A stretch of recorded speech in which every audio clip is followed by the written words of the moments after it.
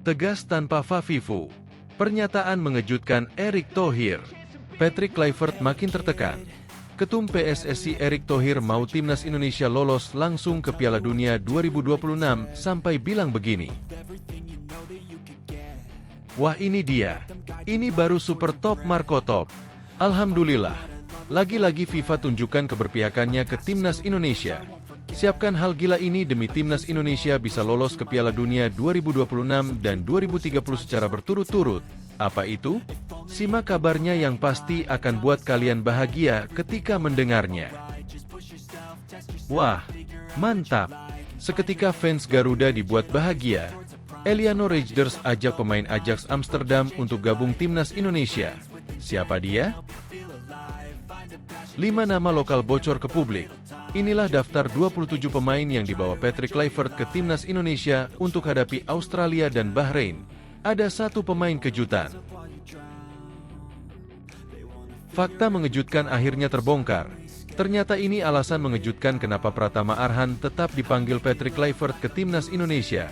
Alasannya asli bikin kaget. Karena sering ejek Garuda? Resmi. Gagal total ikuti jejak timnas Indonesia. FAM resmi berhenti cari pemain keturunan Malaysia untuk dinaturalisasi. Ini alasannya. Inilah 6 negara Asia dengan nilai pasaran tertinggi. Timnas Indonesia nomor berapa? Simak ulasan terlengkapnya sebagai berikut. Tapi sebelum itu jangan lupa subscribe agar kalian tidak ketinggalan informasi terbaru seputar timnas Indonesia setiap harinya.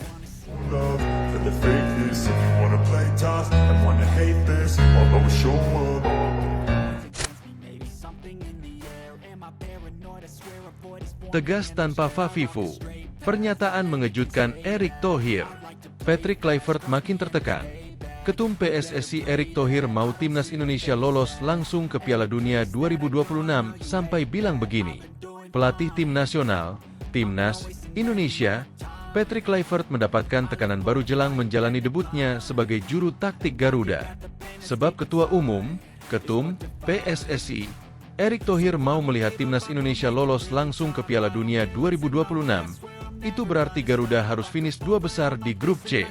Timnas Indonesia saat ini berada di peringkat ketiga klasemen grup C putaran ketiga kualifikasi Piala Dunia 2026 zona Asia. Skuad Garuda telah mengumpulkan 6 poin dari 6 pertandingan.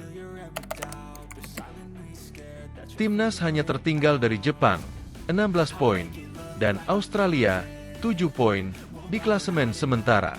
Adapun 3 tim lainnya yakni Arab Saudi, Bahrain, dan Cina memiliki perolehan poin yang sama dengan Timnas Indonesia. Timnas Indonesia masih mempunyai peluang besar untuk lolos langsung sebagai salah satu dari 2 tim di peringkat teratas klasemen, atau melanjutkan perjuangan di putaran keempat kualifikasi. Tiket putaran keempat didapat jika skuad Garuda berada di ranking 3 atau 4 klasemen akhir. Sebab itu, Erick mengingatkan 4 pertandingan sisa akan krusial bagi Timnas Indonesia. Apalagi, peluang untuk lolos langsung ke Piala Dunia 2026 masih terbuka lebar. Kalau 4 pertandingan sisa, ini kita hasilnya maksimal ranking 2 masih bisa memungkinkan. Artinya langsung lolos ke Piala Dunia 2026. Tutur Erick dikutip dari akun Instagram pribadinya, Erick Thohir, Sabtu, 8 Maret 2025. Tapi kalau kita ranking 3 atau 4, kita nanti ada playoff di bulan Oktober dan November, tambahnya. Adapun 4 pertandingan sisa untuk timnas Indonesia adalah melawan Australia, Bahrain, Cina, dan Jepang.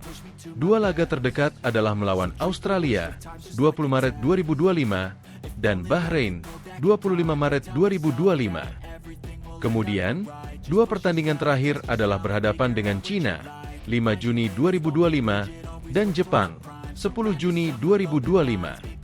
Erick menegaskan, 4 pertandingan sisa tersebut harus dimaksimalkan oleh Timnas Indonesia. Berbagai upaya pun dilakukan oleh PSSI, seperti memperkuat tim kepelatihan dan menaturalisasi pemain. Dia mengisyaratkan, target baru Timnas Indonesia adalah lolos langsung ke Piala Dunia 2026. Kita fokus yang 4 game ini, kalau bisa maksimal poinnya, sambung Erick. Jangan juga terjebak ini mimpi ke Piala Dunia. Kemudian, kita tidak melakukan apa-apa. Nanti kita menyesal. Masih ada playoff, tapi kita fokusnya lolos Piala Dunia langsung, pungkasnya. Wah, ini dia. Ini baru super top Marco Top. Alhamdulillah. Lagi-lagi FIFA tunjukkan keberpihakannya ke Timnas Indonesia. Siapkan hal gila ini demi Timnas Indonesia bisa lolos ke Piala Dunia 2026 dan 2030 secara berturut-turut. Apa itu? Simak kabarnya yang pasti akan buat kalian bahagia ketika mendengarnya. Timnas Indonesia bisa mendapat keuntungan dari rencana besar yang sedang disiapkan FIFA untuk Piala Dunia. Saat ini, Timnas Indonesia sedang memperjuangkan tiket menuju Piala Dunia 2026. Dengan 4 pertandingan tersisa, masih terbuka peluang bagi Timnas Indonesia untuk bisa lolos asalkan minimal menang 2 kali dan imbang 1 kali. Namun jika akhirnya Timnas Indonesia tak berhasil lolos ke Piala Dunia 2026, tak perlu khawatir ataupun kecewa berlebihan. Pasalnya, masih terdapat peluang besar bagi Timnas Indonesia untuk lolos ke Piala Dunia 2030. Menurut media Vietnam, FIFA baru-baru ini mengumumkan sebuah rencana besar terkait pelaksanaan Piala Dunia 2030. Beda dari yang lain, Piala Dunia 2030 ini dianggap spesial karena bertepatan dengan ulang tahun ke-100 turnamen tersebut. Untuk itu, FIFA merencanakan akan menambah jumlah tim yang akan berpartisipasi di Piala Dunia 2030. Dalam pengumuman baru-baru ini, FIFA mengatakan sedang mempertimbangkan usulan untuk meningkatkan jumlah tim yang berpartisipasi dalam Piala Dunia 2030 menjadi 64 untuk merayakan ulang tahun ke-100 turnamen tersebut, tulis media Vietnam tentang peluang Timnas ikut Piala Dunia. Itu artinya, Timnas Indonesia punya peluang lebih besar untuk ikut serta di Piala Dunia 2030 karena kuota timnya lebih banyak. Seorang anggota FIFA mengungkapkan, sebuah usulan untuk mempertimbangkan penyelenggaraan Piala Dunia dengan 64 tim untuk merayakan ulang tahun ke-100 Piala Dunia pada tahun 2030 diajukan oleh seorang anggota Dewan FIFA pada akhir pertemuan Dewan FIFA pada tanggal 5 Maret. Gagasan tersebut disambut baik karena FIFA bertanggung jawab untuk mempertimbangkan setiap usulan dari anggota dewannya, tulis media Vietnam, Soha. Bahkan bukan hanya Timnas Indonesia, tim lain di Asia Tenggara seperti Thailand dan Vietnam pun jadi punya peluang yang lebih besar untuk tampil di Piala Dunia 2030. Saat ini, Konfederasi Sepak Bola Asia, AFC, memiliki 8,5 slot menurut peraturan Piala Dunia 48 tim, diterapkan mulai Piala Dunia 2026. Jika jumlah tim ditingkatkan menjadi 64, jumlah slot untuk AFC tentu akan meningkat signifikan. Pada saat itu, pintu akan terbuka bagi tim-tim di 20 besar benua seperti Vietnam atau Thailand, tulis media Vietnam, Soha. Tentunya supporter Timnas Indonesia berharap skuad Garuda mampu lolos ke Piala Dunia 2026 sekaligus Piala Dunia 2030. Di bawah asuhan Patrick Kluivert, peluang Timnas Indonesia untuk lolos ke Piala Dunia 2026 dinilai semakin besar. Terutama melihat fakta bahwa kini semakin banyak pemain berkualitas yang bisa memperkuat Timnas Indonesia. Wah, mantap! Seketika fans Garuda dibuat bahagia. Eliano Reijnders ajak pemain Ajax Amsterdam untuk gabung Timnas Indonesia. Siapa dia? Fans Timnas Indonesia dijamin bahagia. Sebab, Eliano Reijnders mengajak pemain Ajax Amsterdam yang tengah dipinjamkan ke PSV Zwolle, Tristan Goijer, untuk gabung Timnas Indonesia racikan Patrick Kluivert. Di akun Instagramnya yang eksklusif, Eliano Reijnders terang-terangan membujuk Tristan Goijer. Momen itu tersaji di jeda sesi latihan yang dijalani PSV Zwolle. PSSI kabarnya sudah mendekati Tristan Goijer. Bukan hitungan bulan, melainkan beberapa tahun yang lalu. Awalnya, Tristan Goijer diproyeksikan membela Timnas Indonesia U20 di Piala Dunia U20 2023. Namun, entah karena apa, Tristan Goijer gagal diproses. Hanya 3 nama yang saat itu lanjut diproses naturalisasi menjadi warga negara Indonesia, WNI, yakni Rafael Struijk, Justin Hubner, dan Ivar Jenner.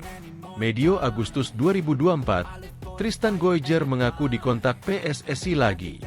Hal itu ia ungkapkan kepada ex-pesepak bola Indonesia yang pernah berkarir di Belanda, Yusa Nugraha. Ia ada kontak dengan PSSI, kata Tristan Goijer kepada Yusa Nugraha. Mengutip dari channel YouTube Yusa Nugraha, Senin 19 Agustus 2024. Awal tahun ini, Tristan Goijer juga mengunggah tato baru di tubuhnya. Ia menuliskan kata keluarga di tubuhnya dan membagikannya di akun Instagramnya. Tristan Goijer musim lalu berstatus pemain Jong Ajax Amsterdam U21. Namun, ia sempat 9 kali membela tim senior Ajax Amsterdam di Eredivisie 2023 hingga 2024. Dari 9 pertandingan itu, 7 diantaranya dijalani pesepak bola 20 tahun ini sebagai starter. Demi mematangkan Tristan Goijer, Ajax Amsterdam meminjamkan sang pemain ke PEC Zwolle per musim 2024 hingga 2025. Namun, di pekan pembuka Eredivisie 2024 hingga 2025 yang mempertemukan PEC Zwolle versus FC Utrecht, Tristan Goijer yang bisa dimainkan di semua posisi di lini belakang mengalami cedera lutut. Ia pun harus menjalani perawatan dari Agustus 2024 hingga akhir Januari 2025. Sejak awal Februari 2025, Tristan Goijer sudah mulai berlatih bersama PEC Zwolle. Ia pun pelan-pelan mulai membidik skuad utama PEC Zwolle. Jika tampil oke di sisa musim ini, Tristan Goijer siap jadi andalan Ajax Amsterdam di musim 2025 hingga 2026. 5 nama lokal bocor ke publik. Inilah daftar 27 pemain yang dibawa Patrick Kluivert ke timnas Indonesia untuk hadapi Australia dan Bahrain. Ada satu pemain kejutan. Setelah 5 nama lokal bocor ke publik, apakah daftar 27 pemain yang dibawa Patrick Kluivert ke timnas Indonesia untuk menghadapi Australia dan Bahrain seperti ini? 2 pertandingan lanjutan putaran ketiga kualifikasi Piala Dunia 2026 zona Asia Grup C yang diikuti pasukan Merah Putih itu bakal dilaksanakan bulan ini. Timnas Indonesia besutan Patrick Kluivert lebih dulu melawat ke kandang Australia pada 20 Maret 2025 sebelum menjamu Bahrain pada 25 Maret 2025. Patrick Kluivert akan memanggil 27 pemain terbaik ke timnas Indonesia untuk menghadapi 2 pertandingan tersebut meski belum ada pengumuman resmi. Skuad Garuda juga berpotensi akan diperkuat oleh 3 pemain keturunan baru yakni Emil Audero, Joey Plupesi, dan Dean James yang masih dalam proses. Walaupun belum ada pengumuman resmi, salah satu pengamat sepak bola tanah air, Haris Pardede alias Bung Harpa mengaku telah mendapatkan informasi A1. Menurut pandit senior yang dekat dengan PSSI itu, sudah ada 5 pemain lokal yang hampir pasti dipanggil Patrick Kluivert. 2 diantaranya, kata Bung Harpa, merupakan pemain utama timnas Indonesia era Shin Tae-yong yakni Marcelino Ferdinand dan Rizky Ridho.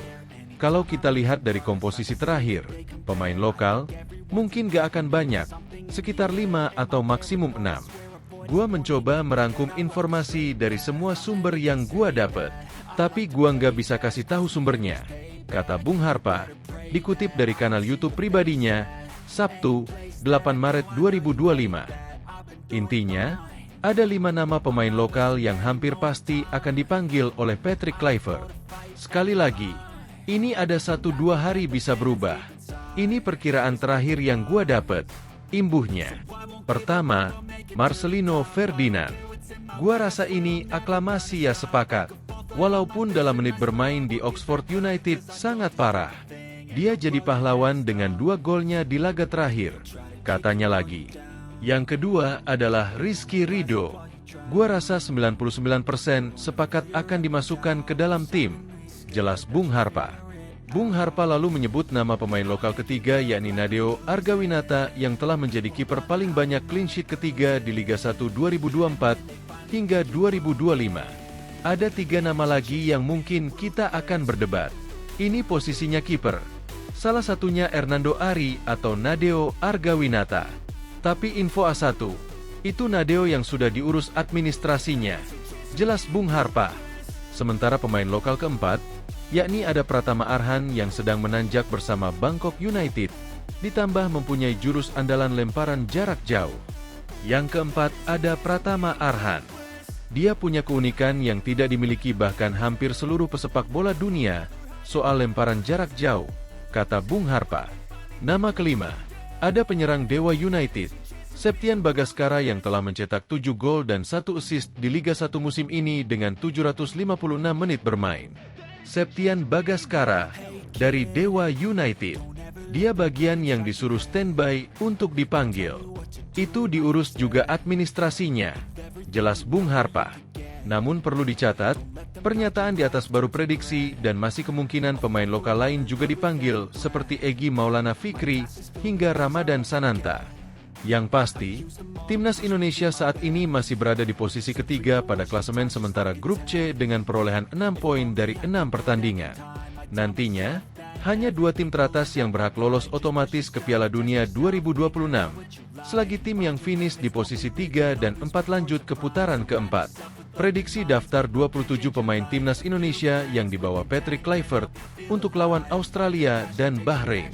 Emil Audero, Martin Paes, Nadeo Argawinata, Jai Itzes, Mes Hilgers, Kevin Dix, Justin Hubner, Jordi Amat, Rizky Ridho, Kelvin Verdong, Dean James, Sandy Walsh, Pratama Arhan, Ivar Jenner, Tom Haye, Nathan Choeaon, Ricky Kambuaya, Marcelino Ferdinand, Joey Plupesi, Eliano Rejders, Ragnar Oratmangoen, Rafael Struik, Ula Romeni, Septian Bagaskara, Egy Maulana Fikri, Ramadan Sananta.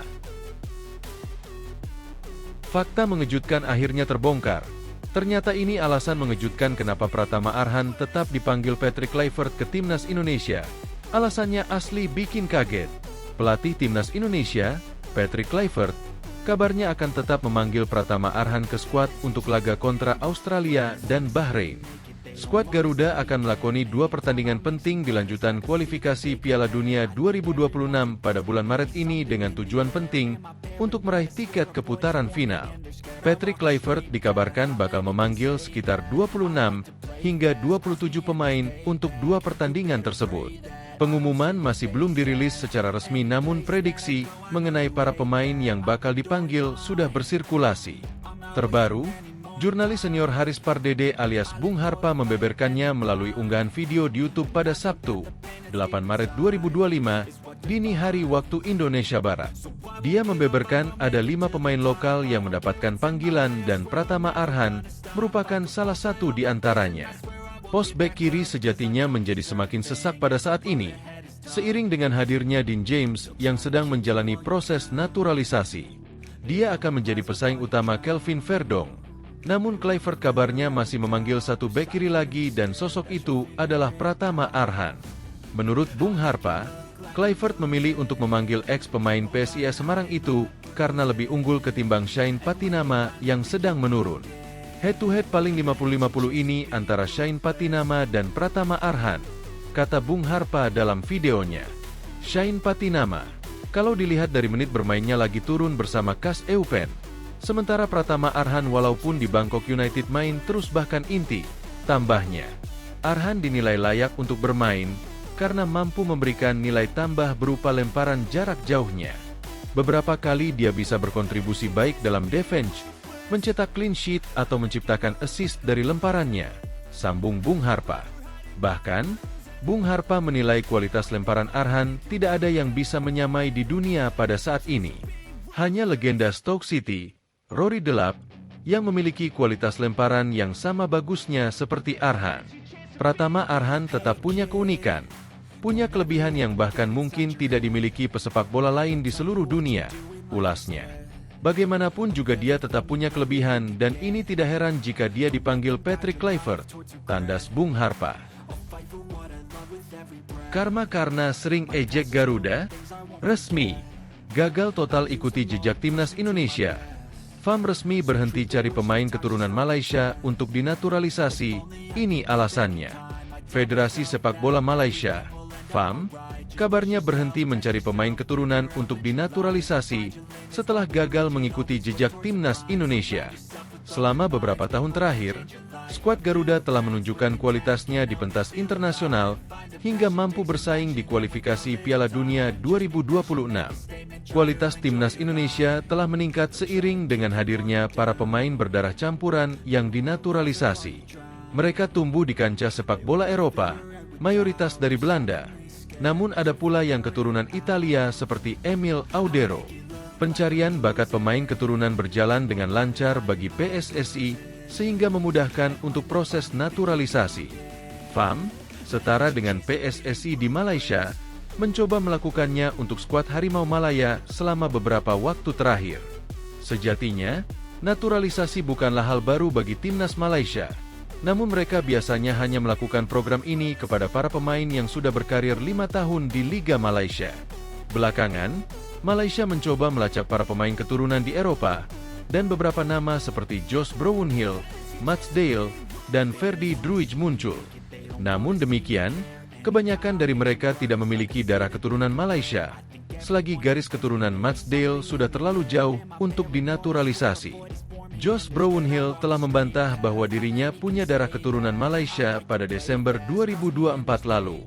Sedangkan baru-baru ini, Ferdy Druij berbicara terus terang bahwa dirinya sama sekali tidak memiliki darah Malaysia. Kini, menurut kabar dari Malaysia Gazette, FAM menghentikan program naturalisasi untuk pemain keturunan secara sementara. Untuk saat ini, mereka akan tetap melakukan program naturalisasi jika para pemain berkarier di kancah sepak bola Malaysia. FAM menghentikan program naturalisasi hanya melalui klub MFL Junior. Demikian judul yang diberikan oleh Malaysia Gazette. Federasi Sepak Bola Malaysia, FAM, telah menghentikan secara sementara program naturalisasi pemain tim nasional. Tambahnya, sama dengan Indonesia, syarat untuk seorang pemain asing dinaturalisasi Malaysia adalah berkarier selama 5 tahun di Liga Malaysia. Inilah 6 negara Asia dengan nilai pasaran tertinggi. Timnas Indonesia nomor berapa? Berikut 6 negara Asia dengan nilai pasaran tertinggi. Timnas Indonesia ada di urutan berapa? Nilai pasaran terkadang digunakan untuk menentukan seperti apa kekuatan sebuah kesebelasan di sepak bola. Semakin tinggi nominalnya, tentu pemain-pemain yang ada dalam skuad semakin bagus. Lantas, 6 negara Asia mana saja yang punya nilai pasaran tertinggi? Simak ulasan berikut ini, berdasarkan taksiran akun Instagram Fulltime Garuda Media. Skuad Garuda termasuk dalam daftar yang disusun akun tersebut. Menurut mereka, harga pasaran timnas Indonesia mencapai 615 miliar rupiah. Tentu nominal tersebut didapat jika semua pemain naturalisasi, termasuk kloter Emil Audero dan kawan-kawan, ikut dimasukkan. Hal ini tentu jadi perhatian tersendiri. Negara satu ini ditaksir memiliki nilai pasaran 677 miliar rupiah. Hal ini tidak terlepas dari hadirnya sejumlah pemain yang merumput di Eropa dalam skuad The Socceroos. Negara satu ini memiliki nilai pasaran 810 miliar rupiah. Hal ini tidak terlepas dari pemain-pemain merumput di luar negeri. Timnas Iran juga salah satu yang terbaik di Asia. Tidak heran bila mereka masuk dalam daftar termahal. Negara satu ini cukup beruntung memiliki bintang bernama Abdulqadir Husanov yang bermain untuk Manchester City. Sebab, nilai pasarannya begitu tinggi. Alhasil, total nilai pasaran timnas Uzbekistan ikut terkerek. Mereka kini berada di angka 816 miliar rupiah. Negara satu ini tidak perlu diragukan lagi sebagai pemilik nilai tertinggi. Total harga pasaran pemain-pemain Korea Selatan mencapai 2,7 triliun rupiah. Negeri ginseng diperkuat sejumlah pemain dengan nilai fantastis seperti Son Heung-min dan Kim Min-jae. Wajar bila mereka ada di urutan 2. Bisa dibilang, negara satu ini merupakan yang terbaik di Asia. Nilai total pasaran timnas Jepang ada di angka 4,8 triliun rupiah. Sejumlah penggawa samurai biru memang memiliki nilai fantastis. Kaoru Mitoma dan Takefusa Kubo menjadi 2 nama dengan harga selangit. Itulah 6 negara Asia dengan nilai pasaran tertinggi. Fakta mengejutkan terbongkar. Di luar dugaan ternyata Welber Jardim punya 2 paspor. Masa depannya di timnas Indonesia belum pasti. Pemain timnas Indonesia U20 Welber Jardim menaikkan kontrak profesional dengan klub Brazil, Sao Paulo FC, pada Jumat setempat. Kabar ini disambut dengan antusias oleh pecinta sepak bola tanah air, mengingat Welber adalah salah satu talenta muda berbakat yang digadang-gadang memiliki masa depan cerah di sepak bola Indonesia. Tanggal yang istimewa, ketika saya menaikkan kontrak profesional pertama saya dengan Sao Paulo. Saya sangat gembira karena pada saat ini muncul kenangan mengenai berapa banyak teman atau orang-orang yang saya harus berterima kasih kepadanya untuk kesempatan ini, kata Welber pada akun Instagramnya, Sabtu.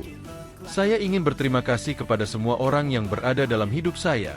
Semua orang yang membantu saya pada proses ini, langsung maupun tidak langsung. Sisanya biarkan semua terjadi secara alami. Usaha saya tidak akan pernah berhenti. Terima kasih Tuhan. Lanjutnya, Welber lahir di Banjarmasin pada 25 April 2007. Ia merupakan putra mantan pemain Persiba Balikpapan asal Brazil, Elisangelo Jardim de Jesus. Sejak usia 5 tahun, Welber telah dibawa ke Brazil oleh kedua orang tuanya. Di negeri Samba, ia mengasah bakat sepak bolanya dan sempat bergabung dengan Palmeiras U10 sebelum akhirnya pindah ke Akademi Sao Paulo FC. Namanya mulai mencuri perhatian saat membela timnas Indonesia U17 di Piala Dunia U17 2023. Meski Indonesia gagal melaju dari fase grup, performa Welber cukup menjanjikan. Ia kemudian naik level dan bergabung dengan timnas Indonesia U20 dalam Piala Asia U20 2025, meskipun tim Garuda Muda kembali gagal melaju ke fase gugur. Namun, di balik statusnya sebagai pemain timnas Indonesia, terungkap fakta mengejutkan bahwa Welber Jardim masih berpeluang untuk tidak menjadi bagian dari skuad Garuda di masa depan.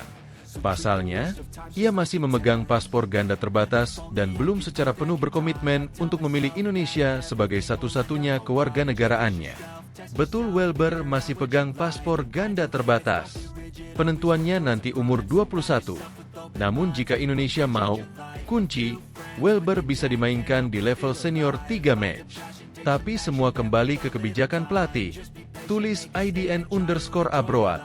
Hal ini berarti jika Welber tidak segera dimainkan di timnas senior dalam 3 pertandingan resmi FIFA, ia masih memiliki opsi untuk memilih Brasil sebagai negara yang dibelanya di level internasional. Situasi ini tentu menjadi tantangan bagi PSSI dan tim pelatih timnas Indonesia untuk segera mengambil keputusan terkait masa depan Welber dalam skuad merah putih.